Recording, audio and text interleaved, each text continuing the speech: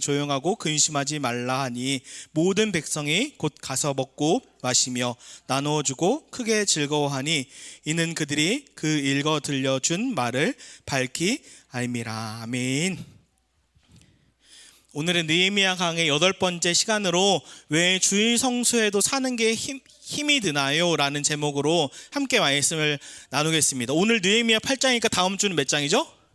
느헤미야 9장 같이 읽어주시면 되고, 우리 특별히 우리 유경준 집사님이 느헤미야 8장을 성실하게 올려주셔서 전 너무 좋았습니다. 우리 유경준 집사님께 감사의 박수를 너무 감사합니다. 느헤미야 9장 다음 주 같이 읽어주시면 좋을 것 같습니다. 한 기사에 설교 무용론이라고 올라온 거예요. 설교에 아무 능력이 없다, 설교에도 힘이 없다라는 글이 올라왔는데 제가 읽어드릴게요. 나는 30년 동안 교회를 다녔습니다. 그 30년 동안 나는 약 3,000편의 정도의 설교를 들었지만 지금 기억나는 설교는 단 한 개도 없습니다. 내 생각에 목사들은 불필요하게 많은 시간을 설교 준비에 사용하고 있는 것 같습니다. 설교 준비에 사용하는 시간을 차라리 다른 곳에 사용하는 것이 낫지 않을까요? 라는, 설교에는 아무 능력이 없다, 설교 3,000편을 들어도 자기가 기억나는 것이 없다, 목사가 설교에 집중하는 시간이 너무나 많은데 차라리 그거보다 다른 행사나 프로그램이나 다른 사람을 만나는 일에 더 집중하는 것이 좋지 않을까라는 이야기를 하는 겁니다. 어떻게 보면 일리가 있는 것 같죠? 3,000편을 했는데도 하나도 기억나지 않으니, 저번 주에 한 설교도 기억이 나지 않으니 설교해도 아무 능력이 없는데 꼭 설교를 그렇게 해야 되는가? 라는 질문이 드는 거죠. 근데 이에 대한 반박글이 하나 올라왔어요. 뭐라고 올라왔냐면, 나는 아내와 30년 결혼 생활했습니다. 30년 동안 교회 생활한 것처럼 똑같이 이야기하죠. 이렇게 올라왔어요. 나는 아내와 30년 결혼 생활을 했습니다. 결혼 기간에 아내는 저를 위해 약 3만 끼의 식사를 준비했습니다. 30년이 지난 지금 나는 정말 감동적인 식사는 한 끼도 기억하지 못합니다. 하지만 내가 분명히 믿는 사실은 기억조차 할 수 없을 만큼 당연한 듯이 받은 그 식사들이 나를 견디게 만들어주는 힘을 공급했다는 것입니다. 그러니까 설교 무용론, 3,000번을 설교를 들어도 아무 기억이 없고 아무 능력이 없는 것 같다라고 하지만 아닙니다. 마치 밥을 먹을 때 기억나는 3만 번의 밥이 기억나지 않지만 그 밥으로 인해서 내가 지금까지 힘을 내고 살아왔듯이 설교도 그 먹어왔던 것이 지금의 나로 하여금 건강하게 살아갈 수 있는 힘이 있는 겁니다 라고 반박을 하는 거죠. 정말로 설교에는 능력이 없을까? 굳이 설교자가 필요할까? 제가 한 스레드 글을 봤는데 저를 가져왔어요. 스레드에 어떤 글이 올라왔냐면, 지금 시대에 여전히 설교자가 필요한가? 어떻게 올라왔냐면, 설교에도 사람은 변하지 않아. 그러니까 설교 시간에, 예배 시간에 설교자를 세우는 게 아니라 차라리 성경 느헤미야 8장이면 다 같이 설교자를 세우는 게 아니라 느헤미야 8장을 다 같이 읽는 거. 성경을 읽기만 하면 충분하지 설교자를 굳이 세울 필요가 없다, 설교자는 능력이 없다, 설교자는 대언자가 아니다, 이렇게 글이 올라온 거예요. 근데 제가 거기에 반박할 수 있었지만 굳이 이미 확고한 생각이기 때문에 제가 반박을 하지 않았어요. 그러면 정말로 설교자는 필요 없는 것인가? 정말로 예배 시간에 설교자가 필요 없이 그냥 느헤미야 8장이면 느헤미야 8장만 다 같이 읽으면 그것으로 충분한 것인가? 라는 질문을 먼저 하고 싶은 거예요. 정말로 그런가? 이 질문에 대한 답변을 제가 아니라 느헤미야 8장에서 에스라가 합니다. 느헤미야 8장이 어떤 내용이냐면, 우리가 저번 주까지 느헤미야 7장에 어떻게 됐죠? 성벽이 완공되었어요. 다 완성되고, 성벽만 완성되고 끝이 아니라고 했죠. 느헤미야는 영적인 성벽, 무너진 성벽들도 다시 세워야 하는데, 성벽이 다 완성되니까 이스라엘 백성이 느헤미야에게, 특별히 에스라에게 간절한 갈망을 요청합니다. 이것을 해주십시오. 그때 저희에게 돈을 주십시오, 저희에게 먹을 것을 주십시오, 저희에게 복지를 주십시오라고 하는 것이 아니라 다른 갈망이 있었는데 말씀에 대한 갈망입니다. 우리 8장 1절을 우리 읽어볼까요? 8장 1절 시작. 이스라엘 자손이 자기들의 성읍에 거주하였더니 7째 달에 이르러 모든 백성이 일제히 수문 앞 광장에 모여 학사 에스라에게 여호와께서 이스라엘에게 명령하신 모세의 율법책을 가져오기를 청하매. 여기서 주어가 누군가요? 에스라인가요? 아니죠. 이스라엘 자손이 요청한 거예요. 에스라에게 모세의 율법을 가져와 주십시오. 우리에게 말씀을 들려주십시오. 그러니까 에스라가 설교자가 주체적으로 제가 설교하겠습니다라고 한 게 아니라 오히려 이스라엘 백성이 갈망한 거예요. 이제 느헤미야 성벽이 이스라엘 성벽이 다 완성되니까 그것이 끝이 아니라 우리에게 말씀을 가르쳐 주십시오라고 주어가 이스라엘 백성이 되어서 갈망하는 거예요. 그러면서 이 느헤미야 8장을 읽어보시면 이스라엘 백성들이 6시간 동안 다 일어나서 주의 말씀을 듣습니다. 한번 생각해 볼래요? 1시간, 저희가 예배가 1시간 정도잖아요. 찬양부터 말씀부터 기도부터 광고까지 1시간 동안 다 서서, 전 다 서서 하잖아요. 다 서서 하면 어떨까요? 좀 힘들기도 할 거예요. 다리가 아프기도 하고. 근데 6시간 동안 이스라엘 백성은 서서 하나님의 말씀을 듣고 갈망합니다. 그러면서 제가 했던 질문, 정말로 설교자가 필요한가? 정말로 설교자가 이 시대에 필요한가에 대한 질문에 대한 답을 에스라가 오늘 본문에서 해요. 느헤미야 8장 8절, 아주 중요한 말씀이에요. 8절 읽어볼게요. 시작. 하나님의 율법책을 낭독하고 그 뜻을 해석하여 백성에게 그 낭독한 것을 다 깨닫게 하니. 뭐라고 해요? 하나님의 율법책을 첫 번째로 낭독하고 두 번째로 그 뜻을 해석하고 세 번째로 그것을 다 깨닫게 하니. 그러니까 죄송하지만 이 스레드에 설교자는 필요 없습니다, 성경만 읽으면 됩니다 라고 한 사람은 사실 아이러니하게 성경을 안 읽은 사람일 수 있어요. 맞죠? 사실 성경을 제대로만 읽어봤으면 왜 구약에도 신약에도 있어요. 제가 이따 얘기할게요. 구약에도 신약에도 왜 설교자가 필요한지를 명확하게 이야기하는 거예요. 그것을 낭독하고 그 뜻을 해석하고 그것을 깨닫게 해서 그것을 풀어서 해석해야 되는 사람이 있어야 하기 때문에 설교자가 필요한 거예요. 분명히 잘못된 성경 해석관, 잘못된 설교자가 있으면 안 되지만, 바르게 해석해야 되지만, 설교자가 왜 필요해야 되는가라는 질문에 그 사람은 설교자가 필요 없습니다, 성경만 읽으면 됩니다라는 반박이 이거 하나로 끝나는 거예요. 낭독하고 그 뜻을 해석하며 다 깨닫게 하니 필요하다. 즉 설교자를 통해 성경을 해석할 때 그 반응들이 무엇이냐면, 첫 번째는 울면서 회개해요. 자기의 죄들을. 느헤미야 다음 주 9장은 회개해야 되는 내용이 나오거든요. 회개에 대한 내용이 나오고, 두 번째로는 모든 백성이 저희가 식탁교제 하듯이 다 즐거워하고 기뻐하고 교제할 뿐만 아니라 하나님에 대해서, 성경에 대해서 밝히 확 아는 거. 아, 이거구나, 이게 하나님의 진리구나라고 밝히 하는 거예요. 회개하고 기뻐하고 밝히 하나님을 아는 것. 그래서 설교자가 필요하다라고 이야기하는 거예요. 제가 청년 때 이도영 집사님이라고 할 뻔했다. 이도영 형님과, 이도영 형제를 아나요? 아는 분 있나요? 자, 모르네요. 86년생 형님이 있는데, 이도영 형제랑 제가 청년 때 너무 뜨거우니까 한 책, 장로님이 아버지 어머니 구원을 놓고 자기가 3일 동안 행군 기도를 한 거예요. 그래서 제가 그 책을 읽고 너무 감동받아서 행군 기도를 해야겠다. 3일 동안 금식하면서 3일 동안 아무것도 안 먹고 행군하는 거예요. 그냥 3일 동안 행군하면 괜찮은데 3일 동안 아무것도 안 먹으면 힘들겠죠, 유경준 집사님. 군인도 3일 동안 행군하면 아무것도 안 먹으면 힘든데, 근데 제가 그 형님께 같이 행군 기도 하시죠 라고 하니까 또 오케이 해주고, 같이 금식해 주세요 라고 하니까 그건 좀 힘들 것 같다 라고 했는데 같이 가져오는데 같이 3일 내내 금식해 줬어요. 그러면서 같이 3일 금식하면서 왜 그걸 했냐라고, 아버지 어머니 구원을 위해서 기도하자라고 하면서 그 책을 보고 감동을 받아서 했는데, 그 터널을 지날 때도 하나님이 마치 저희를 안아주듯이 성령님께서 저희를 안아주셔서 되게 기뻐했는데, 제가 청년 시절에 급진적으로 20살 때 하나님을 만나면서 제가 환상이나 이런 영적인 체험을 엄청 많이 했거든요.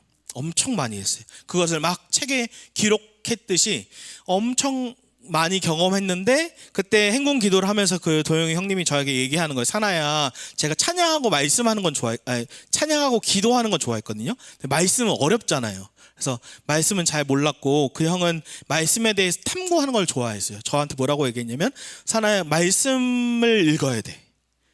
그리고 말씀을 더 깨닫기를 기도해야 돼. 전 찬양과 기도는 좋은데 막 방언 기도하고 찬양 크게 하고 하는 건 좋은데 말씀은 너무 어려웠거든요. 그래서 제가 행군 기도 때 기도할 거밖에 없으니까, 하나님 그러면 저한테도 말씀의 지혜를 깨닫게 해주세요 라고 기도했어요. 그때 둘째 날 밤에 잠을 자는데 제가 그때 기억나요. 소파에서 잠을 자고 형님은 바닥에서 잠을 자는데 그 형이 저를 다 배려해 줬네요. 지금 생각해보니까 꿈을 꾼 거예요. 꿈에서 마치 어떤 사람이 저에게, 정확히 기억나요, 요한 1서 2서 3서를 저에게 막 보여주는 거예요. 꿈에서. 그래서 제가 꿈에 깨서, 그때가 새벽 막 2시였어요 하나님, 제가 그럼 다음에 일어나서 꼭 보겠습니다 하고 다시 잤어요. 두 번째 똑같이 꿈을 꾼 거예요. 누군가 저한테 요한 1서 2서 3서였어요 보여주는 꿈을 꾸는 거예요. 그래서 다시 일어나서 주님, 제가 새벽 기도 때 읽겠습니다 하고 다시 잤어요. 세 번째 똑같이 꿈을 꿨어요. 요한 1서 2서 3서를 깨서 새벽 3, 4시쯤에 딱 깨서 그 형 자고 있는데, 그 형이 참 착해요. 지금 생각해보면 형, 하나님이 성경 읽으래 하고 나만 혼자 읽으면 되는데 그 형을 깨워서 같이 읽었어요. 요한 1서 2서 3서 읽는데 정말로 마치 제 앞에 예수님이 저에게 그 요한 1서 2서 3서를 저에게 말씀해 주시는 것처럼 말씀해 주는 거예요. 그때부터 저한테 환상이나 어떤 영적인 엄청난 체험이 이렇게 다 끊어졌어요. 그 다음에 성경이 깨닫기 시작해졌어요. 제가 뭘 얘기하고 싶으냐면, 신앙적 체험이나 영적인 체험도 중요하지만 그보다 더 중요한 것은 성경을 깨닫기 시작하고 알아가는 것이 더 중요하다. 제가 다시 얘기해요. 설교자는 왜 필요한가? 더 궁극적으로 신약에는 날마다 그리스도를 기억하기 위해서 설교자가 필요해요. 마치 이런 거예요. 어저께 이래도 이한이도 화동 결혼식 동생 화동했잖아요. 근데 얘네가 나중에 커서 만약에 결혼을 했는데 차를 선물해 주고 싶어요. 와우, 우리가 돈이 괜찮이 많아져서 차를 한 대 사줄게. 그래, 이래를 한 대 사주려고 그래요. 근데 이래를 하나 사주려고 하는데 선물은 기프트고 선물을 주는 사람은 기본인데, 선물을 딱 줬는데 이래가 다 커가지고 약간 사춘기처럼 와가지고 아빠, 엄마 필요 없습니다. 그러니까 선물은 좋은데 아빠, 엄마는 이제 저 감사하지 마세요. 아빠, 엄마는 필요 없습니다. 이제 제 삶에 미안해요. 꺼져주세요 하고 집하고 막 차만 가져가요. 그럼 어때요? 엄마 아빠는 괘씸하지, 화가 나지, 다시 차를 회수하고 싶지. 제가 뭘 얘기하고 싶은 건지 알아요? 우리가 근데 마치 제가 하나님께 그러는 것 같아요. 하나님, 저 예수님에 대해서 이제 많이 들었습니다. 더 이상 그만 얘기하세요. 하나님이 우리에게 예수님을 준 거 다 알겠습니다. 그거 말고 우리한테 돈 주세요. 우리한테 직업 주세요. 우리한테 건강 주세요. 우리한테 자녀들 축복해 주세요. 이렇게 하나님께 선물만 바라고, 하나님이 진짜 준 아들은 됐어요, 그거 다 안다고, 그거 그만 얘기하라고 라고 하는 게 우리의 본능이죠. 그러니까 왜 설교자가 필요한가? 날마다 우리에게 주신 분을 기억하게 하려고. 선물도 중요하지만 그보다 더 중요한 분을 기억하게 하려고. 아까 에스라는 성경을 해석하는 분이라면 사도 바울은 진짜 설교를 왜 해야 되는지 이렇게 얘기해요. 우리 고린도전서 2장 2절을 읽어볼까요? 너무 중요한 말씀이에요. 시작. 내가 너희 중에서 예수 그리스도와 그가 십자가에 못 박히신 것 외에는 아무것도 알지 아니하기로 작정하였습니다. 아멘. 이게 왜 중요할까요?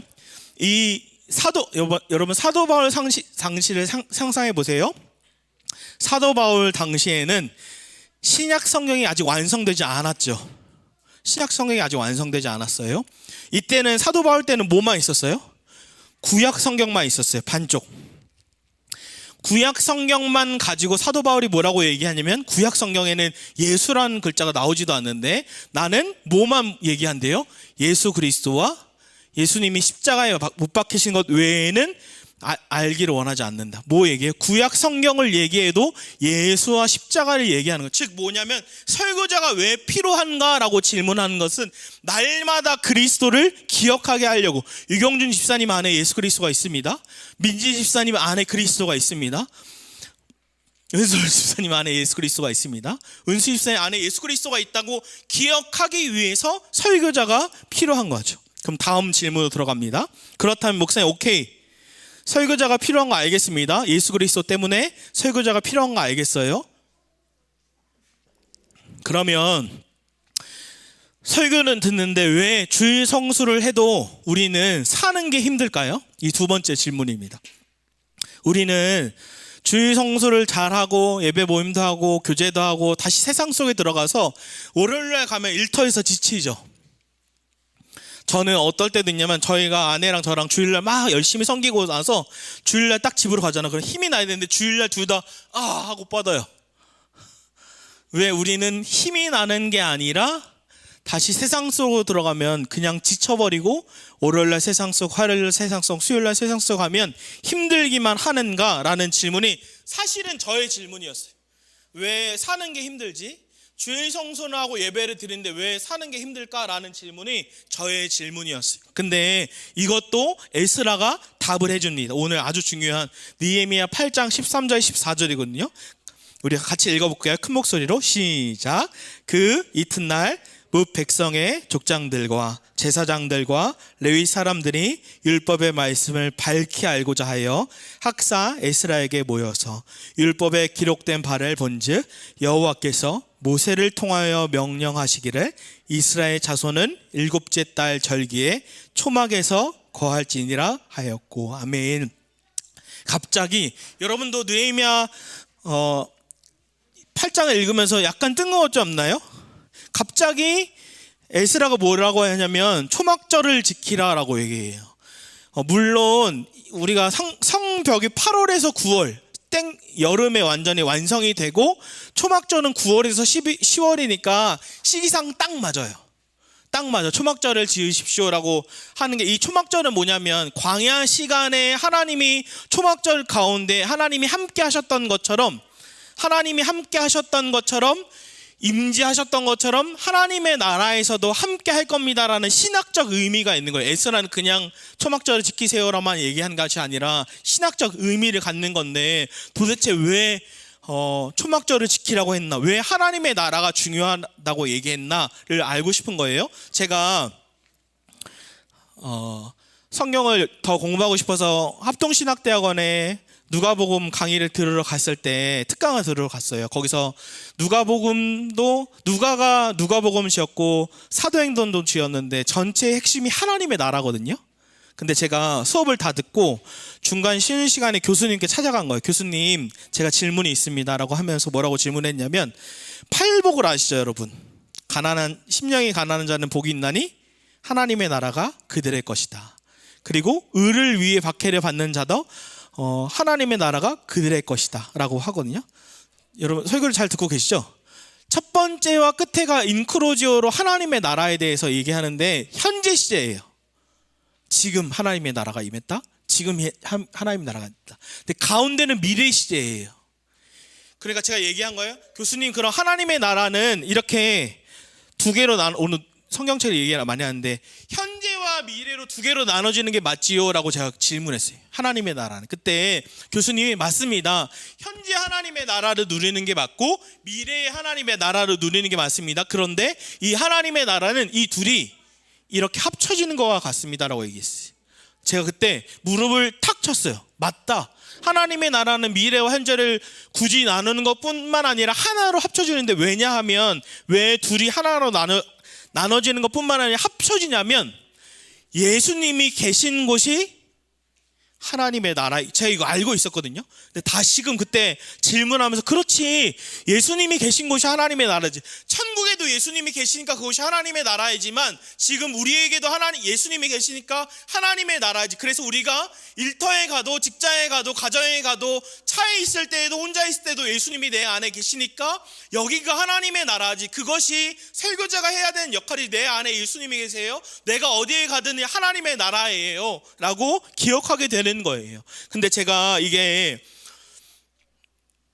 그냥 설교자니까 일터에서, 예를 들어 김은수 집사님의 입장에서, 예를 들어 건옥 간사님 입장에서, 일터에서 일하는 사람의 입장에서는 충분히 이해할 수 없다라는 생각이 들었어요. 왜냐하면 넌 목사잖아. 넌 세상 속에서 일 안 해봤잖아. 저도 할 만하지만 하지 않겠지만, 그래서 전 두 개를 얘기하고 싶어요. 여러분의 생각도 같이 얘기하고 싶고, 하나는 예배, 하나는 일터예요. 뭐냐면, 예를 제가 두 가지를 들게요. 저도 일상에서 예수님을 잊고 힘이 떨어지는 순간이 있는데, 제가 모교 집회를 유기성 목사님과 같이 섬기잖아요. 거기서 집회를 드리고 예배를 드리면서 그렇지, 예수님이 내 안에 계시지, 그 메시지를 들을 때, 그리고 제가 다시 힘이 나는 거예요. 그렇지, 내 안에 예수님이 계시지, 내가 어딜 가든 하나님의 나라지. 그리고 제가 다시 예배를 통해 공급을 받고 천국을 누리고 힘을 내서 다시 세상 속에 저도 나아갈 수 있는 거예요. 어떤 자매가 교회에서 막 힘든 일이 있어서 저희가 상담하고 한 예수님과 동행하는 교회를 추천해 줬어요. 그 자매가 그 교회에서 예수님이 그렇지 계시지 하고 힘을 받는 거예요.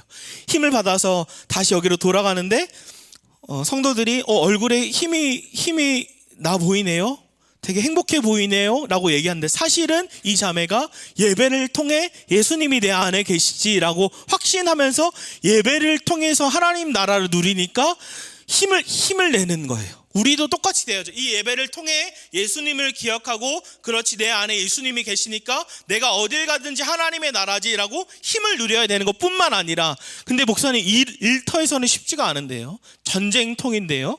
제가 한 아내랑 이걸 고민하면서 운동하면서 걷다가 얘기를 하는데, 한 상무님 얘기를 해주는데 제가 와닿았어요. 이 상무가, 그러니까 일터 회사가 막 급진적으로 커지고 하니까, 커지면 사람들이 나태해지거든요.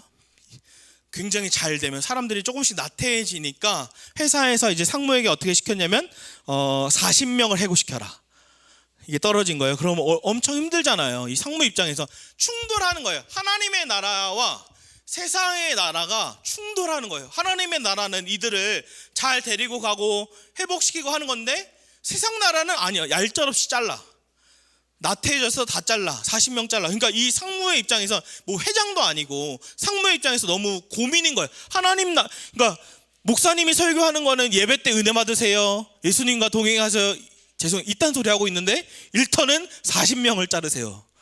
그러니까 힘든 거예요. 근데 저는 이분이 참 잘했다고 생각하는 게, 그 일터에서 뭐라고 했냐면 무릎을 꿇고 이렇게 물어본 거예요. 왕께, 하나님, 제가 40명을 해고해야 된다고 합니다. 제가 어떻게 해야 합니까? 라고 하나님의 나라를 일상에서 왕 대신, 하나님 나라의 키워드는 뭐예요? 킹이에요. 킹덤 오브 갓. 하나님 나라의 핵심은 킹이에요. 왕께 묻는 거. 하나님, 제가 40명을 잘라야 된다고 하는데 저는 어떻게 해야 합니까? 여러분, 이 40명을 자를 때 그 커리큘럼처럼 세상의 원리가 있어요. 40명을 면접하면서 면접 시간 그냥 5분만 만나야 돼요. 왜냐면 감정이 전이되고 좀 마음이 그러면 안 되니까 5분만 딱 보고 자르고 해야 되는데, 이 사람은 5분 만난 게 아니라 그 직원들과 10년 동안, 2, 3년 동안은 막 처음과 같이 씨름하고 4, 5년 동안 같이 일으키고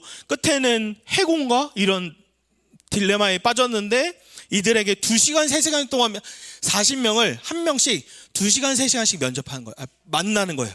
다 들어주고 울고 힘들었구나 하고, 나도 회장이 이래서 이런 상황이다 하고, 그러면 내가 이런 회사에, 원래 보통 세상의 원리는 그냥 자르면 되는데 5분 얘기하고 자르면 되는데, 그게 아니라 내가 그럼 이런 회사에 내가 널 추천해 줄게, 그리고 너 나갈 거지? 나도 나갈 거야, 같이 나간다고 쓰고, 40명을 그렇게 다 한 사람 한 사람 한 거예요. 그랬더니 결국 40명이 다 해고되고, 사장이 와서, 회장이 와서, 너 너무 40명 그렇게 해고를 잘했다. 제가 사실은 근데 5분씩 만난 게 아니라 2, 3시간씩 다 미팅하고 했습니다. 저도 사임하겠습니다 라고 하니까, 아니다, 너는 계속 해라.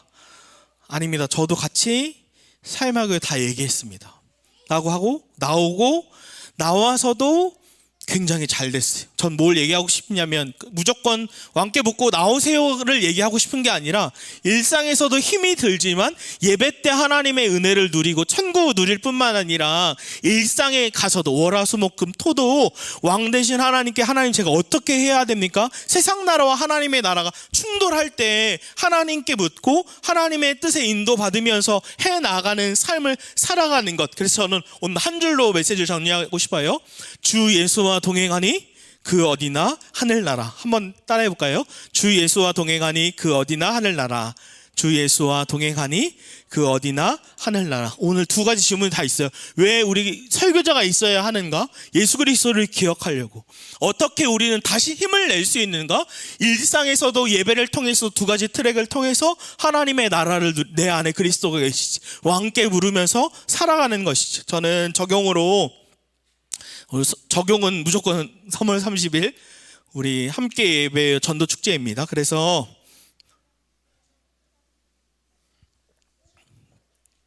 3월 30일 전도 축제 할 때 이 예배가 천국 예배가 될 수 있도록 같이 기도했으면 좋겠어요. 그래서 제가 우리 토요일이 2번 남거든요. 다음 주 토요일하고 다다음 주 토요일 날 줌으로 같이 저녁 7시에 모여서 줌으로 같이 기도했으면 좋겠어요. 제가 9시에 기도하려고 했더니 아내가 애들 재울 시간이다. 알았다. 7시에 줌으로 같이 기도했으면 좋겠습니다. 그래서 이미 여러분 벌써 한 가정이 지금 오기로 했습니다. 3월 30일 날 여러분도 한 가정이 오기를 가야지 이러면서 한 가정 여러분도 오늘 기도하면서 생각해 보시고 한 가정 또는 한 사람 누굴 초대하면 좋을까. 그래서 저도 지금 연락했거든요. 같이 여러분도 기억하시고 기도하시면서 그 사람들을 초대하고 같이 함께 했으면 좋겠습니다. 우리 마지막으로 외쳐볼까요? 주 예수와 동행하니 그 어디나 하늘나라. 주 예수와 동행하니 그 어디나 하늘나라. 아멘. 같이 찬양하고 기도하겠습니다.